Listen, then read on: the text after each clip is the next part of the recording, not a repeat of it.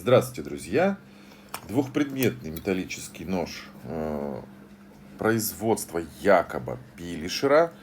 Немецкий купец, но жил и трудился в Лондоне. Вот такая вот монограмма. JP в полукруге. JP перекрестнутая такая вот, да. И надпись Rostfrei, что, собственно, обозначает нержавеющая сталь. Большой малый клинок, аккуратненькие, симпатичненькие такие накладочки, плашки.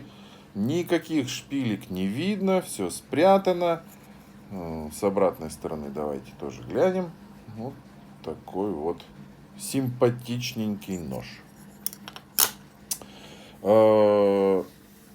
Якоб Пилишер в первую очередь производил оптику, там микроскопы, телескопы, и в том числе попутно, вот, в том числе и складные ножи. Вот какие-то пинцеты, ножницы, там, ножи для работы с микроскопами, да, и вот есть несколько очень-очень редко встречающихся складных ножей. Производил он это все где-то в Германии, где, к сожалению, неизвестно, ну а продавал в Великобритании. Давайте мы нож померяем. В закрытом состоянии получается 8 сантиметров. Ну и давайте померяем клиночек.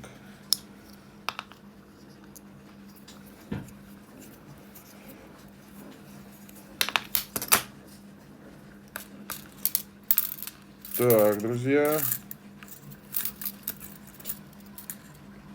Клинок у нас 6,5, полностью 14 тут с копеечками. Ну и давайте полностью посмотрим с открытым малым клиночком, сколько у нас получается размер ножа.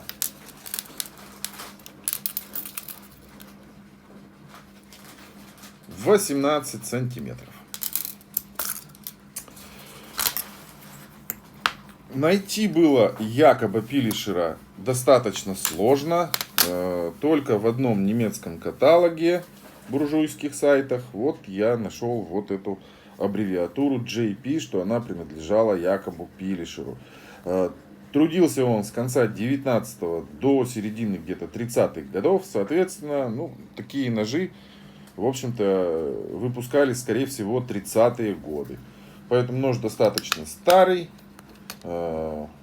Вполне себе редкий, ну и, на мой взгляд, очень интересный.